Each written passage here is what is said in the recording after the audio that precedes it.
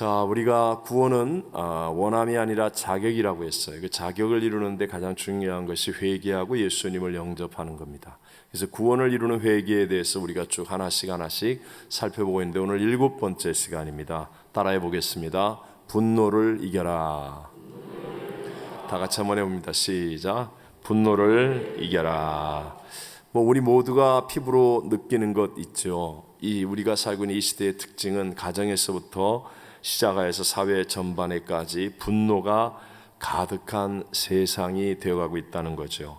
지금도 일어나는, 절대로 일어나서는 안 되는 총기 난사 사건이나 또는 인종 증오 범죄 같은 것들 다 분노를 유발하는 사회의 결과물들이라고 말할 수 있습니다. 자, 오늘 성경은 분명하게 분노에 대해서 진리를 말씀하고 있습니다. 분노를 이길 수 있는 세 가지 성경적 대안을 우리에게 보여주고 있는 거예요. 자, 오늘 우리에게 주신 이 말씀을 묵상하고 가슴에 심고 삶에 적용하여서 우리 모두는 다 가정에서부터 시작하여서 내 심령, 또 우리의 관계, 직장, 사업, 또 학교, 교회, 우리의 사회 속에서 우리 분노를 이기는 삶을 살아가는 저와 여러분이 되시기를 주님의 이름으로 축복합니다. 자, 첫 번째 분을 내면 죄를 짓기가 쉽다는 것을 기억해야 합니다. 자, 첫 번째 뭐라고요? 분을 내면 죄를 짓기가 쉽다는 것을 어떻게 하라? 기억하라. 다시 한번, 분을 내면 뭘 짓기가 쉬워요? 죄를 짓기가 쉽다. 이것을 늘 기억해야 한다라는 것입니다. 26절 앞부분을 한번 읽어보겠습니다. 분을 내어도 죄를 짓지 말며. 이 말씀을 보면 분노 자체를 부정하고 있지는 않습니다. 하지만 죄를 짓지 말라라는 한계를 분명하게 두고 있습니다. 우리의 분노가 죄를 정당화할 수 있다, 없다라는 거죠. 아무리 분노가 일어났다 할지라도 내가 그것으로 죄를 짓는 것은 절대로 정당화되지 않는다. 분노가 죄를 정당할 수 없다라는 것을 성경은 분명히 말씀합니다. 여러분, 예수님께서도 우리가 기억하는 그 한 가지의 분노가 있잖아요. 이 세상에 사시는 동안에 정말 예수님께서 분노하신 적이 있습니다. 요한복음 2장 또 성경의 끝부분에 보면 성전에서 분노하셨어요. 예루살렘 성전으로 가신 예수님께서는 그곳에서 장사하는 무리들을 상을 들어 엎고 노끈으로 채찍을 만들어 내리치면서 그들 하나님의 성전을 더럽히는 사람들을 향해 분노하셨어요. 그리고 그들을 내쫓으셨습니다. 그러나 우리가 꼭 기억해야 될 것, 예수님의 그 분노는 완벽한 분노셨어요. 완벽한 분노, 완벽하게 의로운 분노였다라는 거예요. 저와 여러분이 가질 수 있는 분노와는 근본적으로 다르다는 사실을 여러분 먼저 깨닫고 인정하셔야 됩니다. 그럼 어떻게 다릅니까? 예수님은요, 개인적으로 당하는 어려움이나 또는 억울함, 공격, 조롱, 체면, 자존심의 구겨짐, 이런 것들은 다 참으셨습니다. 개인적으로는 직접 보복하지도 않으셨고, 화가 난다고 자신의 감정을 절제하지 못한 채 하늘로부터 막 군사를 내보내서 천군 천사를 보내서 진멸한다든가 하는 그런 화를 폭발시키는 경우가 없었다는 거예요. 자신이 공격을 당할 때는 오히려 절제하셨고, 손해를 보시면서 희생하시면서도 온유한 상태를 잘 유지하셨습니다. 우리 잘 알잖아요. 십자가에 매달려 죽으실 때, 그 십자가를 지기 전에 어마어마한 고난을 지불하실 때, 그때 예수님 죄 지은 거 없었잖아요. 의로운 분이었잖아요. 그런데 조롱과 멸시, 침뱉음, 주먹질, 그 채찍질, 그리고 십자가의 죽으심까지 예수님은 자신에게 부어지는 모든 조롱과 비난, 고통, 죽음까지도 다 참으셨어요. 그리고 뭐라 그래요? 십자가에 달리셔서 아버지여 저들을 용서하여 주옵소서. 저들이 알지 못하기 때문입니다. 그러면서 용서하시잖아요. 분노하지 않으시잖아요. 오히려 참고 인내하며 희생하시고 기도하셨잖아요. 이것이 바로 우리와 다른 점이라는 거예요. 예수님의 분노는 오직 하나님 앞에 범죄하는 일에 대한 분노, 이것이었고, 자신을 향한 모든 것은 다 참는 것이었어요. 우리와 다른 것이 바로 이 점 아닙니까? 우리는 하나님의 영광이 땅에 떨어져도, 교회가 고난을 당하고 교회가 어려움을 당해도 별로 분노하는 사람 없습니다. 교회가 막 잘못된 일을 해도 분노하려고 하지 않습니다. 그러나 내가 다른 사람으로부터 자존심이 상하면 막 분노합니다. 누가 나한테 말 한마디 하면 교회를 향해서는 별의별 야유를 다 퍼붓고 조롱을 하고 교회 하나님의 영광을 짓밟아도 아무도 아무 말 안 하고 있다가 자기한테 한마디 자존심 상하는 얘기를 하거나 기분 나쁜 얘기를 하면 그냥 막 분노하는 것. 물론 수요예배 나온 분들은 그런 분이 있어요, 없어요? 그런 분이 없죠. 여기는 그런 분이 없으니까 잘 이해가 안 될지 모르지만 일반적으로 그렇단 말입니다. 그래서 세상에서 내가 조금만 손해를 보고 내가 조금만 억울함을 당하고 내게 조금만 어떤 조롱을 느낀다든가 그러면 우리는 막 분노하잖아요. 그리고 난 다음에 우리는 늘 이런 생각 또는 이런 말을 합니다. 아유, 그때 내가 조금만 더 참을 걸. 아유, 내가 그 말 안 하고 그냥 삭힐 걸. 아유, 그때 내가 화를 안 냈으면 더 좋았을 걸. 우리 뭐 이런 후회할 때가 거의 대부분이라는 거예요. 그래서 야고보서 1장 20절에는 이렇게 말합니다. 다 같이 사람이 성내는 것이 하나님의 의를 이루지 못함이라. 사람의 성내는 것이 하나님의 의를 이룬다, 못 이룬다? 못 이룬다, 이루지 못한다. 꼭 기억하세요. 그래서 우리들이 분노할 때 굉장히 위험성이 크게 두 가지가 있어요. 위험성이 크게 두 가지. 그래서 죄 지을 가능성이 많기 때문에 이걸 기억하셔야 돼요. 마치 작은 불꽃 하나가 통제가 안 되면 큰 산불이 일어나는 그런 위험처럼 통제가 안 되는 감정으로 흐르기가 쉽다는 거예요.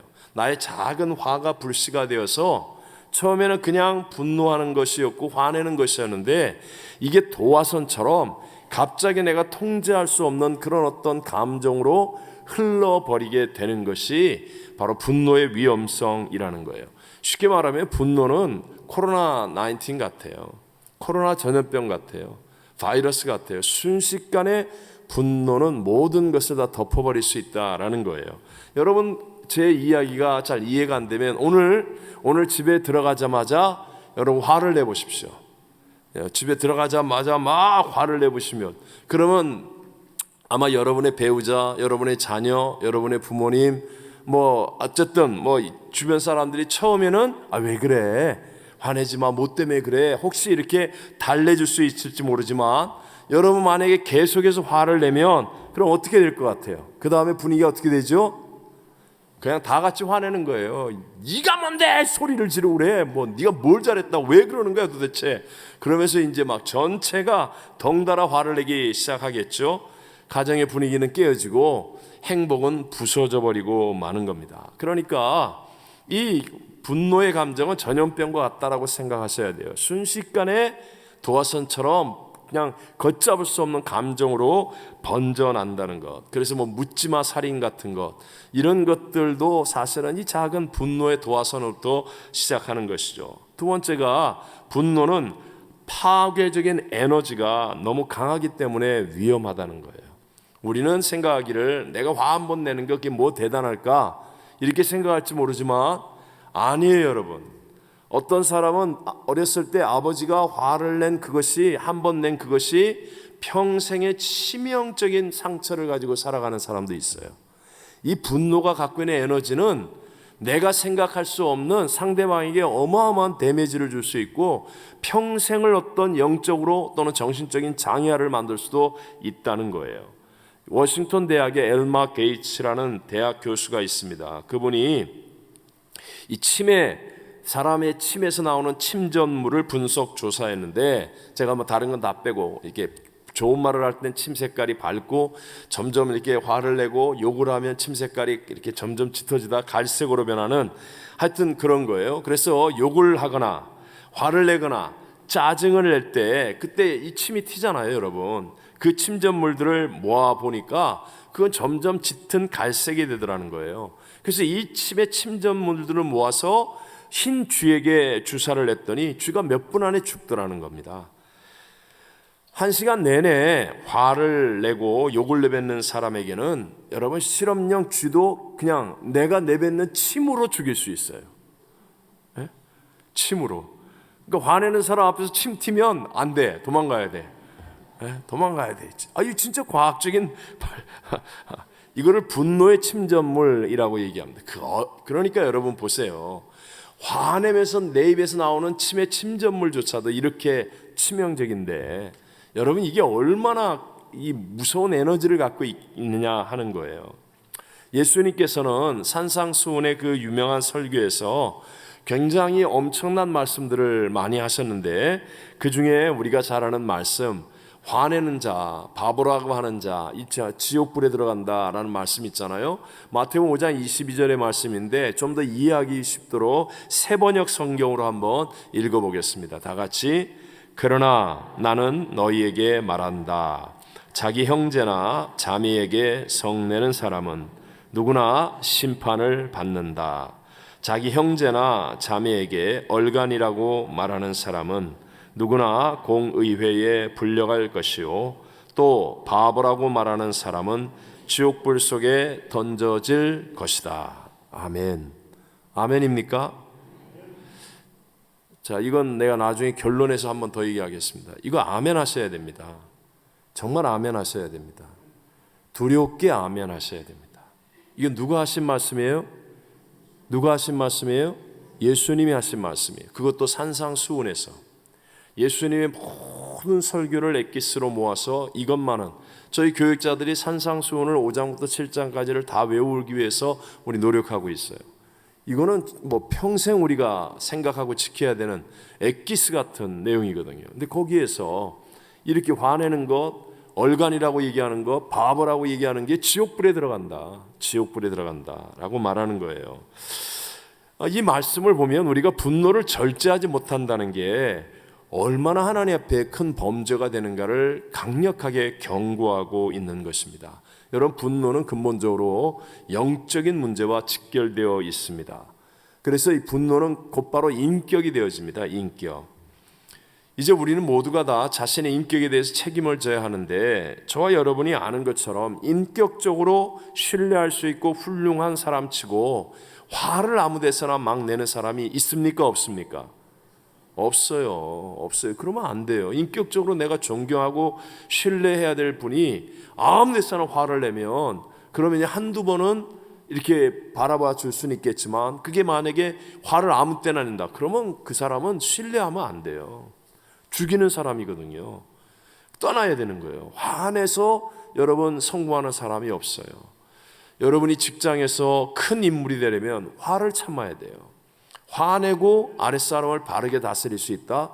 아니면 여러 사람을 포용할 수 있다? 그런 말은 없습니다. 그런 경우는 없습니다. 화낼 때는 잠깐은 이기는 줄 알아요. 근데 눈에 보이는 잠깐 이기는 거지, 보이지 않는 세계 속에서 우리는 패배하고 있는 거예요. 무섭게 패배하고 있는 거예요. 화를 내서 안 된다는 거예요. 화를 내는 사람이 큰 일을 이루는 경우는 거의 없습니다. 모든 역사 속에서 우리가 생각하는 큰 인물들이 언제 망하느냐, 좀 커지려고 하다가 화 한 번 냈다가 다 망하는 거예요. 화 한 번 냈다가, 화냈다가 그것이 화근이 돼서 다 무너지는 거예요. 다 무너지는 거예요. 그래서 화를 내고 나면, 시간이 조금만 지나고 나면 그때는 내가 이기는 것 같이 느낄지도 몰라요. 왜? 화를 내면 사람들이 나한테 주목하죠. 여러분이 여기서 가만히, 여기 많은 인원이 있는데 어떤 사람이 화를 내는 거예요. 마이크 소리가 너무 커요 막 그러면서 어떤 사람이 화를 냈다고 예를 들어보세요. 그럼 그 사람 말 들어줄까요? 안 들어줄까요? 일단은 들어줘요. 마이크 소리가 크대, 좀 줄여줘요. 예를 들면 예배 때 그런 사람 있으면 그냥 들고 그냥 내쫓아 버려야 되겠지만, 어쨌든 쉽게 예를 들면 친구들끼리 모여 있는데 막 화를 내고 너무 더워 그러면 일단은 그래 덥대, 좀 내려, 온도를 내려, 이렇게 하겠죠. 그래서 자기가 이기는 줄 알아요. 이기는 줄. 근데 그 마음속에 그게 진짜 이기는 걸까요? 존경일까요? 신뢰일까요? 정말로 함께하는 걸까요? 천천만만의 말씀이에요. 그게 패배의 길이라니까요. 화내는 게 지는 길이라니까요. 그러면 다음에 큰 일을 할 때 나를 따르라, 나와 함께 합시다. 함께 할 수 없다니까요. 작은 일에서 그렇게 해버리면, 그래서 끝까지 인내하는 사람을 신뢰하는 거고 따를 수 있는 사람이 되어진다는 것을 기억해야 돼요. 우리 잘 아는 예와 같지만 한 번 더 들어보세요. 어느 교회에서 한 집사님이 자기가 너무 성질이 급해서, 그래서 참 큰일이라고 고민이라고 그러면서 목사님에게 자기 문제를 고백하면서 신앙 상담을 하시는 거예요. 그러면서 말하기를, 목사님, 저는 말이에요, 가끔 화가 폭발을 하지만 그러나 뒤끝은 하나도 없습니다. 모두 금방 풀어버립니다. 저는 마음에 두고 꽁 하는 경우가 없어요. 어떤 때는 막 5분, 10분이면 다 걸러내고 화를 냈던 상대방과 그냥 그 자리에서 툭툭 털어버립니다. 이렇게 얘기를 하는 거예요. 그러니까 목사님이 그 집사님에게 정중한 태도로 이렇게 말했습니다. 집사님, 잘 알겠습니다. 그런데요, 집사님, 총도 그렇습니다. 한 방만 쏘면 다 끝나고 뒤끝이 없습니다. 잠깐 빵 하고 쏘고 뒤끝 하나도 없습니다. 그런데 그 한 방의 결과는 참혹합니다. 사람을 죽이거나 인생을 박살낼 수 있습니다. 여러분, 화를 낸다는 게 무슨 뜻일까요? 자기만 털어내는 거지요. 상대방은 이미 죽었어요. 상대방은 죽었다고요. 화내고 난 다음에 와서 잘못했습니다, 화목합시다. 물론 해야죠. 반드시 해야 됩니다. 하지만 그 화의 정도에 따라서 상대방이 심각하게 치명상을 입은 상태에서 화목합시다, 화해합시다 이러고 나면 그게 진짜가 되겠느냐는 거예요. 그러니까 여러분, 어떤 일이 있더라도 이제 이후로 화를 내는 것이, 분노하는 것이 정말 큰 죄를 범할 수 있다는 사실을 우리 기억해야 돼요. 그래서 우리는 어떻게 해야 돼요? 말씀을 내 안에 심고, 그리고 주님을 생각하는 겁니다. 예수님의 십자가를 계속 묵상하는 거예요.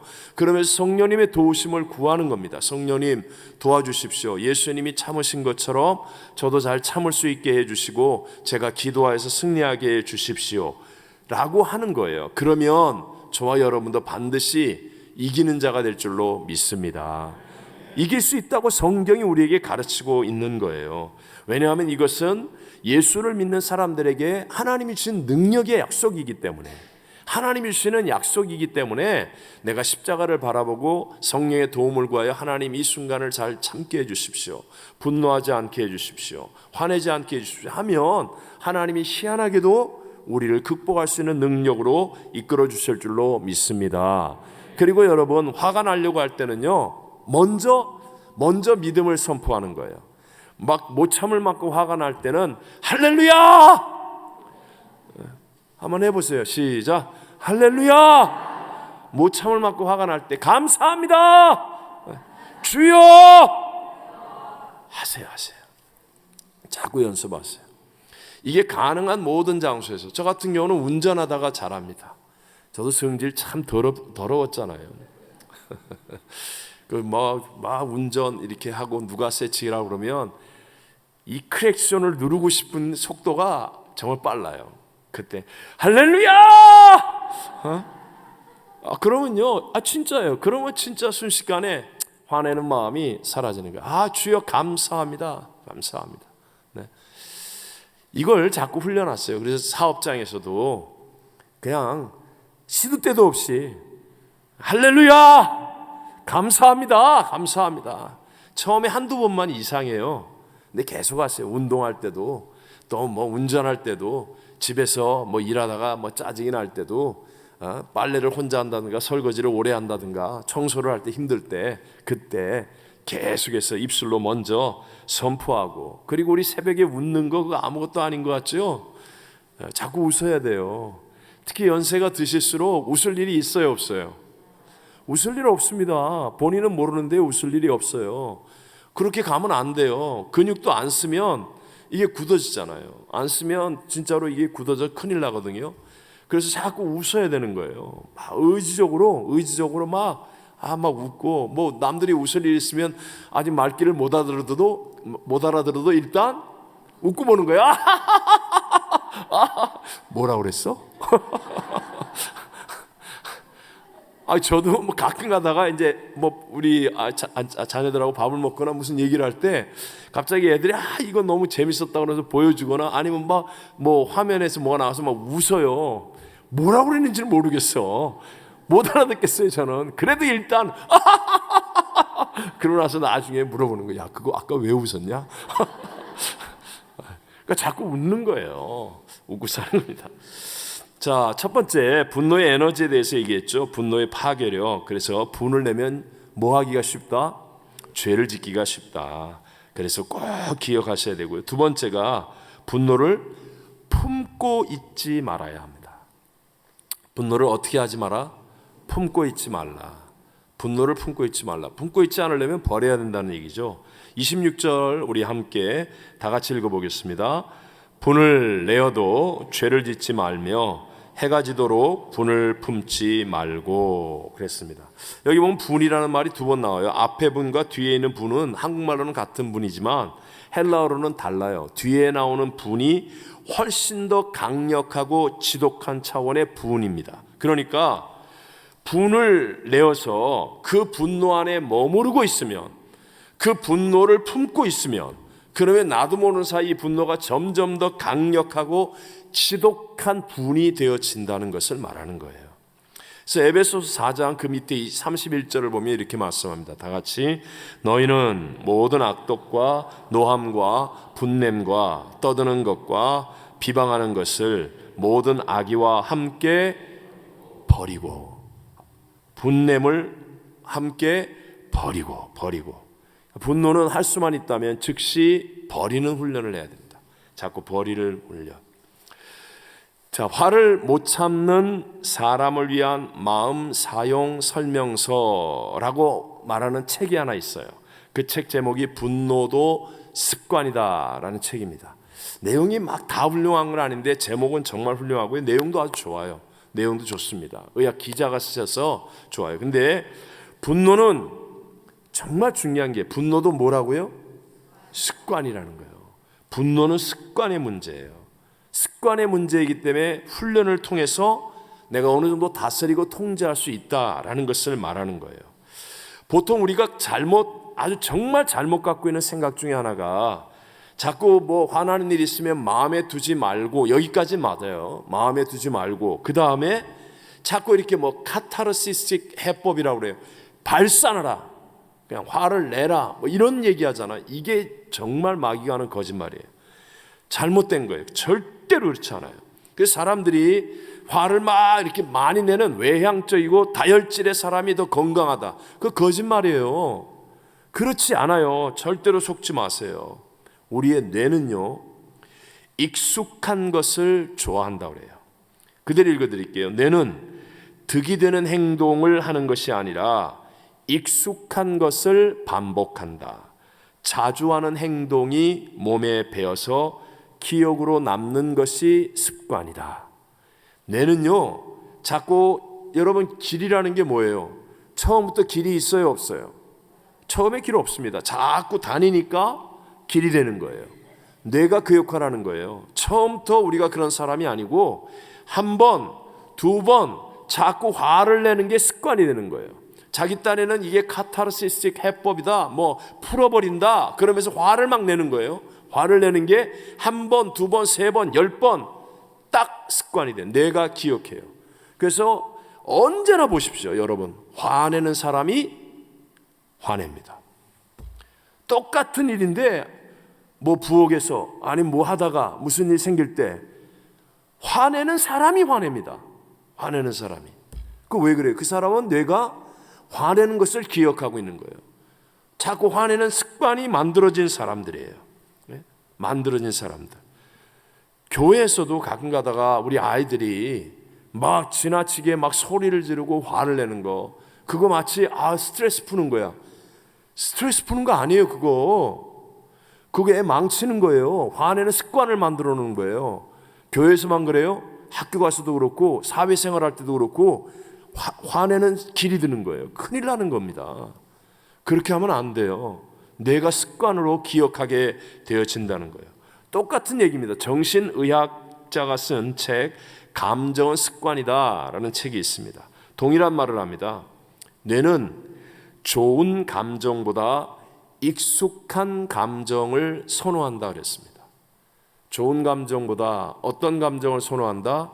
익숙한 감정. 화내면 안 된다는 걸 아는데, 그런데도 내가 평소에 화를 자꾸 내는 습관을, 분노를 막 표시하는 습관을 가진 사람은요, 화내면 안 돼, 화내는 건 나빠, 아는데도 불구하고 자기도 모르게 습관으로 화가 나는 거예요. 분이 나오는 거예요. 이게 잘못된 겁니다. 잘못된 겁니다. 설명하면서 이런 내용을 합니다. 여러분, 다이어트를 대부분 다 신경을 쓰고 할 수밖에 없잖아요. 근데 다이어트의 최대 적은 요요 현상이라고 말합니다. 요요 현상.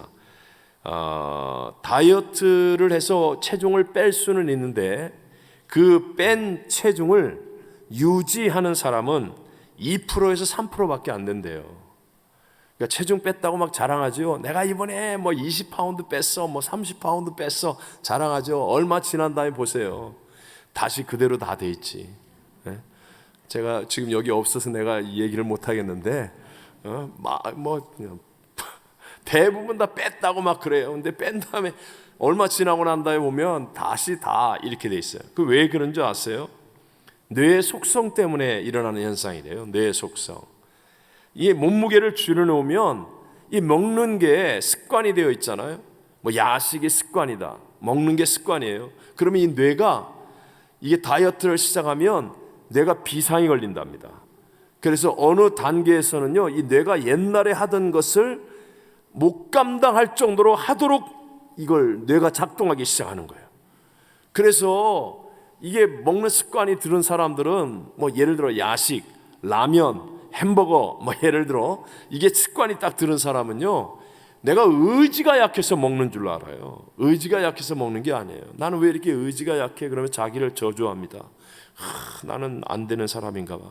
그게 아니고요, 계속 그렇게 먹어왔던 습관이 이 뇌에 저장이 되어 있어서 뇌가 그렇게 할 수밖에 없도록 익숙한 감정으로 인도한다는 거예요. 이게 모든 원리에서 마찬가지인데, 특별히 오늘 분노, 화내는 습관을 가지면 안 돼요. 크든지 작든지 화내는 습관은 치명적이 됩니다. 그래서 화는 빨리 버려야 됩니다. 품지 말고. 그래서 오랫동안 불우한 환경에서 자란 사람은 불안한 감정이 자기의 표준으로 자리를 잡습니다. 표준으로. 그래서 별거 아닌데도 빨리 불안하고, 반대로 좀 평안하고 행복한 환경에서 자란 사람은 이 행복한 감정이 자기의 표준으로 자리를 잡아요. 그래서 그 사람과 대화를 하면 평안해요. 행복해요. 똑같은 조건과 지금 환경인데 어떤 사람과 대화를 하면 불안하고 어떤 사람과 대화를 하면 평안한 것, 그것은 그 사람의 뇌가 오랫동안 무엇을 습관으로 움직여 왔느냐에 달려 있어요. 그래서 이게 굉장히 중요한 큰 영향을 미치는 거예요. 그러니까 여러분, 이 화는 큰 범죄를 가져올 수밖에 없는 엄청난 에너지가 있는 것인데, 그걸 이겨내기 위해서는 화내는 습관을 고쳐야 된다. 화내는 습관을 고치려면 분을 품지 않고 버리도록 해야 됩니다. 버리도록. 어떻게 버립니까? 말씀을 내 삶 속에 심으세요. 말씀을. 제가 제 아내가 없으니까 이제 좀 얘기해야지. 저하고 제 아내는 완전히 이게 성향이 정말 완전히 극과 극으로 다릅니다. 뭐 저는 새벽형입니다. 남미에 있을 때는 거의 2시 반쯤 일어났어요. 제가 새벽 2시 반, 아무리 늦게 자도 2시 반, 3시에 일어나서 책을 읽고 그렇게 했었어요. 근데 제 아내는 이 야밤형입니다. 야밤형. 꼭 뭐 청소를 하고, 집안 대청소를 하고 뭐 가구를 옮기고 뭐 그러면 한밤중에. 이게 남미 스타일이에요. 남미는 낮에 더워서 시에스타, 그래, 낮잠을 자잖아요. 해가 지고 난 다음에 결혼식도 9시에 해가지고요, 결혼식 식사를 12시에 줘요. 저는 남미에서 주례하고 밥 먹고 온 적이 한 번도 없어요. 한 번도 없어요. 한 번도. 그렇게 많이 주례를 했는데 한 번도 밤에 이 결혼식 주례하고 나서 거기서 현지인 식당에서 하면 현지인 식사를 해본 적이 없어요. 몇 시간 한밤중에 밥을 먹어요. 제 아내는 야식형이에요. 집에 가면 꼭 야식을 해가지고 여보 이거 먹을래? 막 이래. 그러면 막 약 올리는 거 아닙니까? 나는 예배 드리고 와서 배가 고픈데도 절제하고 내가 안 먹어야 되는데, 그런데 여보 이거 먹어 막 이러면 당신은 나를 약 올리는 거야. 사탄아 물러가라. 막 이래. 이게 완전히, 저는 또 완전히 이게 한국 스타일 아닙니까? 제 아내는 얼굴만 한국식이지 이게 사고방식이 한국식이 아니에요. 저 없으면 저희 집에는 김치나 이런 게 사라진대요. 저는 몰랐어요. 저 있을 때만 제가 밥을 먹으니까. 저 없을 때는 그래요. 근데 어쨌든 간에 그러니까 이게 부딪힘이 사실은 많죠. 거기다가 저희는 결혼 초부터 청년들이 같이 살았습니다. 뭐 집이 넓어서 산 게 아니에요. 방 하나 있을 때 응접실에서 정말 화장실 하나, 청년들이 같이 갈 데가 없으니까 뭐 갈 데가 없다기보다는 은혜 받고 막 그냥 개기는 거예요. 그 같이 살았어요.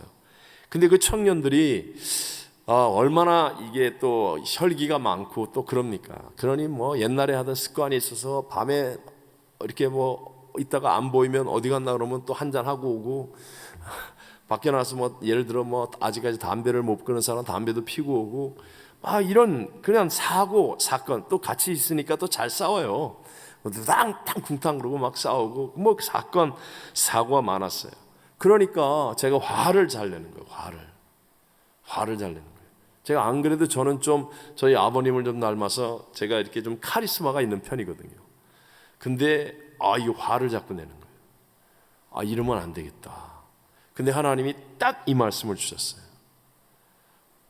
분을 내어도 죄를 짓지 말고 해가 지도록 분을 품지 말고. 저는 이 해가 지도록 분을 품지 말고, 이 하나님 말씀을 제가 꽉 붙잡았습니다. 해가 지도록 분을 품지 말고, 해가 지도록 분을 품지 말고.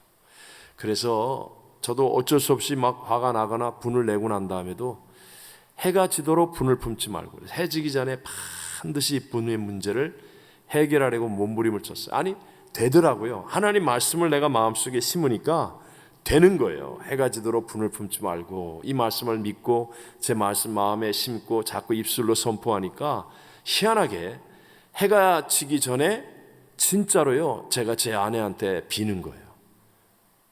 이게 우리 집안 내력으로는 있을 수 없는 일이거든요. 근데 어떻게 비느냐? 다음날 새벽 설교가 안 되는 거예요. 준비가 안 되는 거예요. 해가 지도록 분을 품지 말고, 이 말씀을 딱 마음속에 심으니까 새벽 설교 준비가 안 되는 거예요. 희한하게 갑자기 새벽 설교를 준비하는데 새벽 예배 나온 제 아내가 벌떡 일어나가지고 너나 잘하세요 막 이럴 것 같은 상상이 막 떠오르고요. 이 진짜로 이게 안 되는 거예요. 왜 이러지. 그래서 가가지고 안 되는 건데, 처음에, 지금은 잘합니다. 지금 뭐 오토메이틱이 얼마나 잘하나, 그냥 가서 빌어요 그냥. 근데 그때는 이게 진짜 안 됐는데 이게 되더라고요. 청년들에게도 정말 뭐 이해해 주십시오. 그냥 이 청년들이 그냥 좁은 집에서 같이 살면서 막 싸움 박질하고 그러면 그냥 같이 막 이렇게 되는 때가 있어요. 그래도 해가 지도록 분을 품지 말고, 해가 지도록 분을 품지 말고. 근데 진짜 변화되더라고요. 정말 변화가 되고요. 우리 교육자들은 아실지도 몰라요. 옛날에 저희 집에 있었던 청년으로 좀 몇 년 있었던 분이 이제 주의 종으로 우리 교회에 오셨을 때, 나는 몰랐는데 제가 우리 교회에서 부교육자님들에게 이렇게 대하는 걸 보고, 그러니까 자기가 봤을 때 부교육자들이 저렇게 하면 이게 우리 진 목사님이 이게 난리가 날 것 같은데, 근데 제가 거의 천사처럼 하더래요. 그래서 그때 이제 저희 아내한테 와가지고 그분들이 하신 말씀이, 목사님 날개가 지금 나를 돋고 있다. 날개 천사로 변했다고. 근데 저희 어머님도 절 보고 그래요. 세상에서 제일 많이 변한 사람이 너라고. 근데요, 제가 노력한 게 아니에요. 하나님 말씀을 내 마음에 심었더니 되더라고요.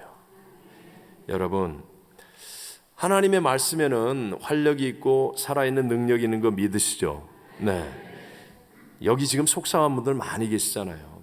다 속상한, 종업원 때문에, 또는 직장 상사 때문에, 옆집 사람 때문에, 또 아내 때문에, 남편 때문에, 자식 때문에, 가까운 사람들, 정말 이런 것 때문에 진짜 우리 가슴을 끓이고 정말 속상한 분들 많잖아요. 근데 여러분 명심하셔야 돼요. 여러분이 그 사람을 바꾸려고 하고 내가 그 사람을 상대해서 뭔가를 해결하려고 하면 백전백패합니다. 안 됩니다. 백전백패예요. 남편 안 바뀝니다. 아내 안 바뀝니다. 바뀔 것 같아요? 아직도? 안 바뀝니다. 직장 동료, 상사, 이 직장 때려치고 다른 데 가면 괜찮아요? 더한 사람 만납니다. 내가 다른 아파트 가면 좋은 사람들하고 살아요? 안 그래요. 어디나 꼭 있어요. 어디나 있어요. 그걸 내가 직접 상대하면 누구도 못 이깁니다. 절대 절대로 내 뜻대로 안 됩니다. 그러면 반드시 화를 낼 이유가 만들어지고, 내가 상대해서 내가 뭔가를 만들려고 하면 100% 화낼 이유가 나옵니다. 그래서 결국은 패배합니다. 결국은 패배합니다.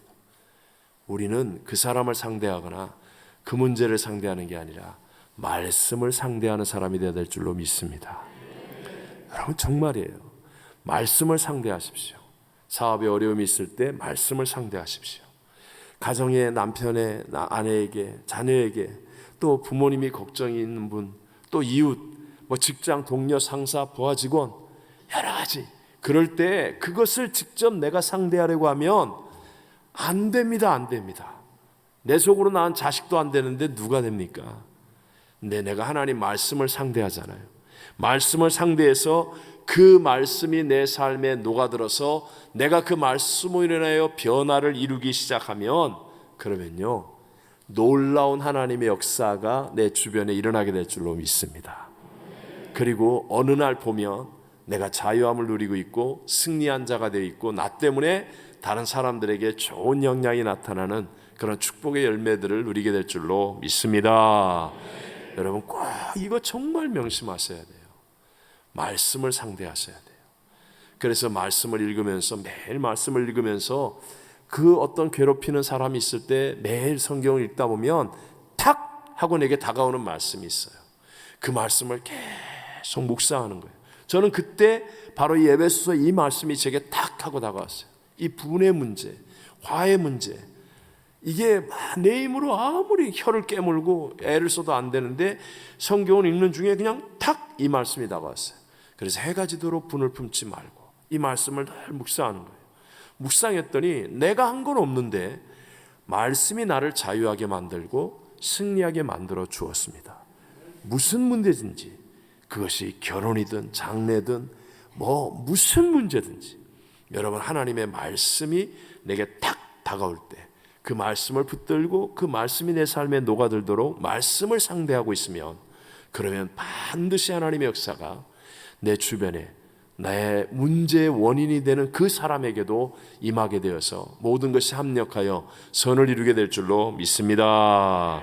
자, 마지막 세 번째로요, 분을 내어도 마귀에게 틈을 주지 말아야 합니다. 틈을 주지 말아야 합니다. 큰 댐을 무너뜨리는 건, 그건 우리 초등학교 교과서에도 나오는 거 아닙니까? 댐 안에 있는 작은 구멍에서부터 시작해서 결국은 댐이 균열이 일어나서 무너지게 되는 것. 여러분, 잘 나가는 어떤 사람을 무너뜨리는 건요, 큰 데미지 입는 어떤 큰 사건이 아니에요. 작은 소문, 작은 실수, 이런 것으로 인하여서 무너질 수 있는 거예요. 이 마귀라는 헬라어는 디아볼로스, 이 말은 중상모략하는 자입니다. 중상모략하는 자. 그러니까 근거가 없는 말로 남을 헐뜯는 것이 중상모략이죠. 작은 틈만 있으면 그 작은 실수와 허물을 가지고 그 사람 인생 전체를 다 뒤집어서 무너뜨릴 수 있는 능력이 있는 게 마귀예요. 마귀. 그러니까 우리가 마귀가 역사하여서 무너지게 되는 거죠. 어떤 때 아무 생각 없이 이번 한 번만, 요것만, 조금만, 남들도 다 하는데 세상이 이건 괜찮대. 그러다가 바로 그 틈에 마귀가 역사하면 그냥 예수 믿는 사람은 한 방에 무너지는 거예요. 한 방에. 특히 분을 내는 것이 그렇습니다. 다른 사람도 다 여기서 화내잖아. 그러면서 내가 분을 한 번 냈는데 그 한 번이 마귀로 틈을 주어서 내 인생을 무너뜨릴 수 있다는 사실을 명심하십시오. 뉴스 같은 것을 보면 왜 죄 지은 사람들이 막 이렇게 잡혀가면서 기자가 물어보거나 그러면 그때 제가 왜 그랬을까요? 그때 한 번만 참았으면 되는데 이런 류의 그 이야기들을 하거나 그런 거 우리 다 알지 않습니까? 마찬가지라는 거예요. 여러분, 우리의 모든 신앙의 종착점은 하나님의 심판대예요. 맞습니까? 맞습니까? 네. 교회 생활 이렇게 저렇게 별의별 모양으로 다 해도 천국 못 가면 소용있다 없다? 없다. 우리의 신앙의 종착점은 천국이에요. 천국 가기 위한 심판대. 우리가 이거 심판대를 생각하지 않은 신앙은 가짜예요. 교회에서 뭐 아무리 박수를 쳐주고 뭘 해도 하나님의 심판대 앞에서 승리하지 못하면 그건 아무 소용없는 거예요. 우린 다 하나님 앞에 심판대 앞에 서요, 안 서요? 습니다. 100% 습니다. LA에서 나름 열심히 교회를 다니던 한 교인이 죽어서 천국에 갑니다. LA에서 이름만 대면 누구나 다 알 수 있는 그런 크고 오래되고 아주 유명한 교회를 다녔던 사람이에요. 직분도 있습니다. 그러니까 이 사람이 당당하게 천국 문 앞에 섰습니다. 근데 천국 문지기가 쫙 명단을 살펴보더니 하는 말이 당신 이름 없어요. 못 들어간다는 거예요. 자, 천국 못 들어가면 어디예요? 지옥 아닙니까?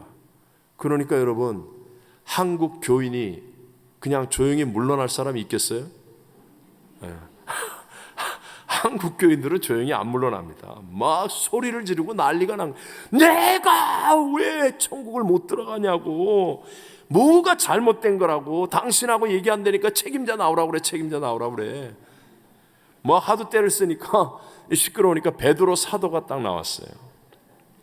그러자 이제 막 이 교인이, LA 교인이 흥분을 해가지고, 내가 40년 전에 그 LA에 있는 그 크고 유명한 교회 내가 등록해가지고 주일도 한번 안 빼먹고 열심히 교회도 나가고 성가대도 하고 내가 부엌봉사도 하고 말이지, 안내봉사도 하고, 내가 몇 년도에 내가 임직도 받았다고, 좀 자세히 좀 보라고, 이 청지기가 못 보니까 좀 자세히 보라고. 그러니까 베드로 사도가 이렇게 자세히 보니까 몇 년도에 교회 등록했네요. 몇 년도에 임직도 받았네. 다 기록돼 있네. 맞아요, 맞아. 그러니까 이제 이 교인이 딱 마음이 안심이 돼서, 그럼 나 이제 들어가도 되지요? 그러니까 베드로 사도가 이어서 하는 말이, 근데 당신은 참 많이 싸웠네요. 그때 구역 예배 드리면서 막 화내고 욕하고 소리 지르고 싸우고, 그때 성가대 하면서 옆에 파트 사람하고 소리 지르고 싸우고, 아무개 집사하고 싸우고, 아무개 권사하고 싸우고, 이 교인은 설마 천국 문 앞에서 이런 질문이 나오리라고는 상상도 하지 못했었어요. 근데 가만히 생각해 보니까 싸운 게 맞긴 맞아요. 그때 구역 예배 드릴 때 찬송가 자기가 부르자는 거 안 부르고, 자기가 모르는 찬송가 자꾸 부르고, 그래갖고 화내서 싸우고, 성가대에서 그때 뭐 간식 사오는 거 가지고 마음에 안 들어갖고 소리 지르고 싸우고, 다 맞아요. 싸운 거 맞아요.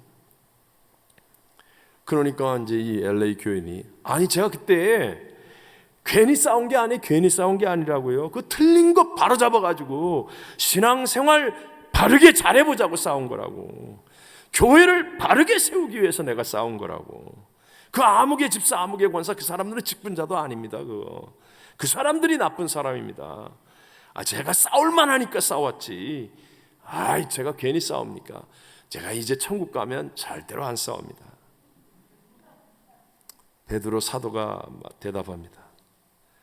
당신은 주님의 몸된 교회에서도 자기 성질대로 화내고 싸웠는데 천국에 와서 안 싸운다는 보장과 근거는 없습니다. 당신은 예수님이 주인된 삶을 살지 않았습니다. 그러니 당신의 믿음은 예수님을 영접한 믿음이 아닌 것 같습니다. 당신이 들어오면 천국이 안 될 테니 당신은 못 들어옵니다. 머리를 쥐어짜고 꾸며낸 얘기입니다. 그런데 저도 듣고 꾸며낸 얘기예요. 듣고 꾸며낸 얘기예요. 근데 여러분, 이 얘기가 근거 없는 얘기예요? 근거 없는 얘기예요? 오늘날 교회들이 장로, 목사, 중직자들이 싸웁니다. 정상이에요? 예수 영접한 거예요? 예수 영접한 거 아니에요. 예수 영접한 거 아니에요.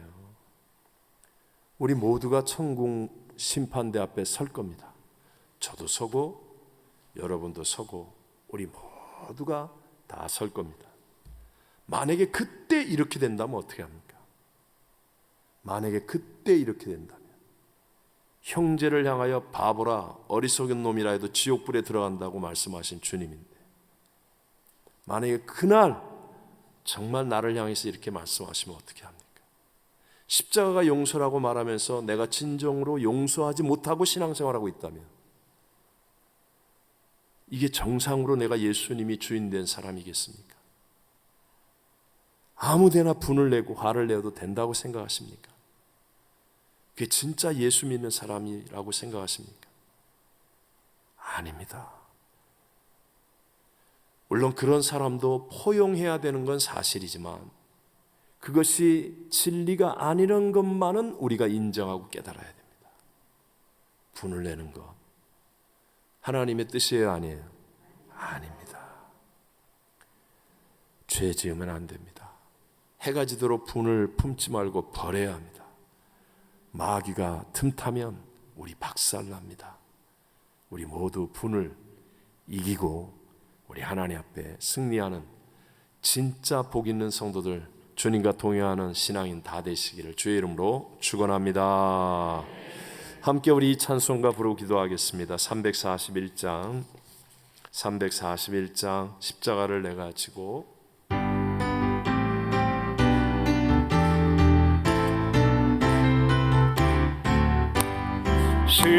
십자가를 내가 지고 주를 따라갑니다. 이제부터 예수로만 나의 보배 삼겠네. 세상에서 복이 영화 모두 잃어버려도 주의 평안 내가 받고 영생 복을 받겠네. 주도 곤욕 당했으니 나도 곤욕 당하리. 세상 사람 감사하나 예수 진실합니다.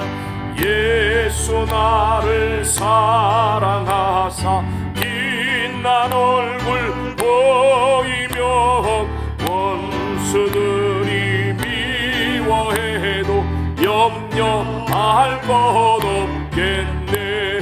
내가 핍박 당할 때에 주의 품에 안기고 세상 고초 당할수록 많은 위로 받겠네.